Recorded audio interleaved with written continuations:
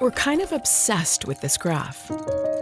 It shows the percentage of Americans who say immigrants strengthen the United States. We're all familiar with this end. Republicans and Democrats can't agree on anything. But what was happening down at this end? How did we start so close and get to, well... Build that wall. Build that wall. Well, that's what this video is about, the path to political polarization. This dramatic split has left the American immigration system in disarray, and understanding how we got into this mess might just help us find a way out. To start, let's go back to a moment that might seem totally unimaginable today. These are good people, strong people. It's 1980, and the two Republican frontrunners are having a debate.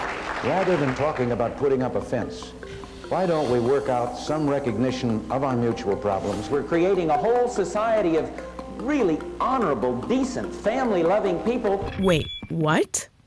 Yeah. The top two Republicans are basically having an empathy competition. Empathy for immigrants, that is.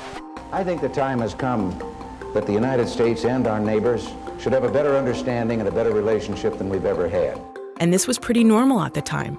Many Republicans welcomed immigration, especially the legal kind, and viewed immigrants as a source of cheap labor. And on the left, illegal aliens don't have the right to be here. They broke the law to get here. They never intended to become a part of our social community, and they are not entitled to benefits. Might be hard to believe, but that was a former Democratic Congresswoman. Democrats often said things that might sound totally bizarre today. They have no intention to integrate. The jobs they hold might otherwise be held by citizens or legal immigrants. The public service they use impose burdens on our taxpayers. Who compete for housing, who compete for classroom space. Sure, there were some sharp divisions within each party, but time and again, the winner was bipartisanship. This bill says simply, those wishing to immigrate to America shall be admitted on the basis of their skills. This bill is the most comprehensive. It is the most comprehensive reform of our immigration laws in 66 years. So for the last part of the 20th century, both parties and their voters were largely in lockstep. It helped that immigration wasn't such a big deal yet. But then, look what happened. So what caused this split? Yeah, 9/11 was a factor. But more important was the fast-changing nature of immigration itself. The number of foreign-born people in America has quadrupled since the 1960s. The immigrant population was booming, and it was looking less like this and more like this. But it wasn't just who was coming, it was where they went. For years, immigrants were concentrated in just a handful of states. But from the 1990s through the 2000s, immigration went from being a regional issue to a national issue. In these states, the immigrant population at least doubled. Americans were walking into their grocery stores and for the first time hearing Spanish, Hindi, Cantonese, Tagalog. Some felt under siege. I am tired of people coming across with impunity. We don't know who's here. We don't know what diseases they have. There's 360 million Americans that need to start standing up for their country before we give it away. Republican politicians increasingly played on those fears. Some aggravated felons who have sexually abused a minor are eligible for amnesty under this bill. And they were rewarded with a larger share of the white vote, propelling the party further away from the center. Voters found themselves at a fork in the road. For Republicans, immigration was increasingly a law enforcement and national security issue. And for Democrats, it became more of a humanitarian and human rights issue. Equal rights for everybody, an opportunity for them to be able to be here legally. Immigration was becoming a hyper-polarizing issue. We have a comprehensive strategy to reform our immigration system. President George W. Bush spent years trying to forge bipartisan consensus. And we've got to continue to work together to get that done, and I'm optimistic that Congress will rise to the occasion. But he was stymied by members of his own party who opposed giving undocumented immigrants a path to legal status. The motion is not agreed to. American people understand the status quo is unacceptable when it comes to our immigration laws. A lot of us worked hard to see if we couldn't find common ground. It didn't work. This was a big turning point for the immigration debate. The moderate middle was becoming a very lonely place. It's not that politicians didn't keep trying to meet in the center and fix things. This guy certainly did. What I can guarantee is that we will have, in the first year, an immigration bill that I strongly... But he failed too. And we're all familiar with what happened next. They're bringing drugs. They're bringing crime.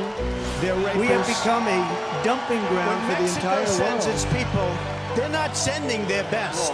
Build that wall. Build that wall. Trump inspired a wave of copycats. It's time to militarize this border. Once fringe ideas were now certifiably mainstream. President Trump's wall, blow up the cartel's drug tunnels and surveillance drones, and deploy the Arizona National Guard to stop illegals from entering. But guess what? It's not just conservatives.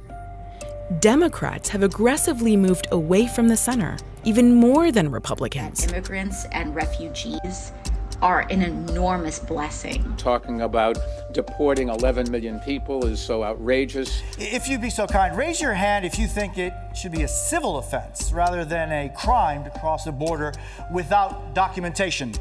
Top officials in the Biden administration have gone to absurd lengths to avoid calling a spade a spade. Is there a crisis at our southern border?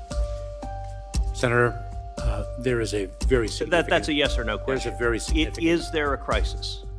There is a very significant challenge that we are facing. Yes or no, at the southern is there border. a crisis? I believe I've addressed that question. So you're refusing to answer? Not to give Ted Cruz too much credit here, but it's a fair question. The answer, of course, is yes, it's a crisis. Here's our opinion. Immigrants bring energy and new ideas. America faces a population slowdown, and immigration can help maintain a robust labor force. We build your buildings, we do your roofing, we clean your ditches. But we also need to strengthen the border, in part by overhauling an asylum system on the verge of collapse.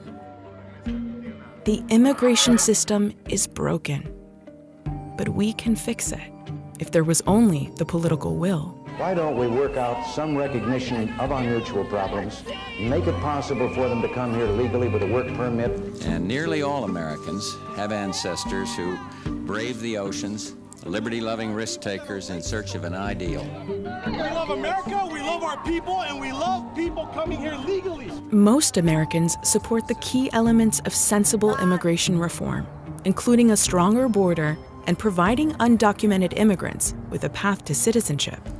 But as long as politics and emotion continue to eclipse reason, bipartisanship, sadly, will remain a thing of the past.